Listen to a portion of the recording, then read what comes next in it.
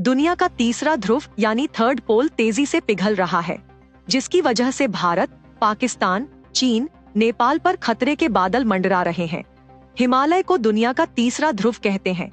हिमालय में तिब्बत के पठार, हिंदू कुश, तियानशान पहाड़ों की श्रृंखला आती है। जलवायु परिवर्तन, बढ़ते तापमान और बारिश के बदले पैटर्न की वजह से पिछले 30 सालों में हिमालय के 10,000 ग्लेशियर पिघल गए हैं। इन ग्लेशियरों के पिघलने की वजह से हजारों की संख्या में ग्लेशियल लेक्स बन गई है, जो हिमालय के निचले इलाकों के लिए खतरनाक हैं। ये किसी भी वक्त टूट सकती हैं और सिक्किम, केदारनाथ या चमोली जैसा हादसा हो सकता है। हाल ही में चाइनीज एकेडमी ऑफ साइंसेज के institute of Tibetan plateau research में हिमालय के ग्लेशियल लेक्स की स्टडी की गई। नेचर कम्युनिकेशंस में प्रकाशित इस स्टडी के मुताबिक भारत, चीन, पाकिस्तान, नेपाल सभी को इन खतरनाक झीलों को लेकर तत्काल एक्शन लेना चाहिए। तीसरे ध्रुव की गोद में पल रहे इन शैतानों से बचने के लिए इन सभी देशों को एक साथ मिलकर काम करना होगा।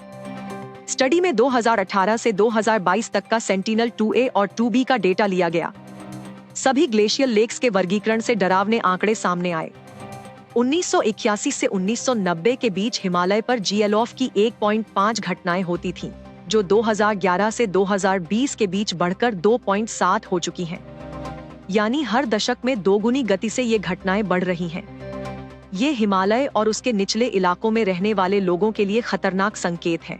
स्टडी में 5,535 ऐसी ग्लेशियल लेक्स को पहचाना है जो इन देशों के लिए कभी भी खतरनाक साबित हो सकती हैं। ये किसी भी समय फूट सकती हैं। इसमें से 1500 झीलें बेहद खतरनाक हैं।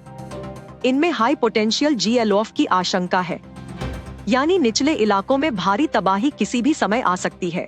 इन झीलों के टूटने से कम 55,805 इमारतें, 105 मौजूदा या प्लान हाइड्रो पावर प्रोजेक्ट्स, 194 वर्ग किलोमीटर की खेतिहर जमीनें, 50,005 किलोमीटर सड़कें, 4,038 ब्रिज टूटने की आशंका है। इसके अलावा इन झीलों के टारगेट पर कम से कम 2 लाख लोगों की जान है। ग्लेशियल लेक्स के टूटने की घटना को GLOF, glacial lake outburst flood कहते हैं। ग्लेशियर के पिघलने से बनी ये झीलें ग्लेशियर के टूटने से, बर्फीले एवलांच यानी हिमस्खलन से, भूस्खलन या किसी प्राकृतिक बांध के टूटने की वजह से टूट सकती हैं।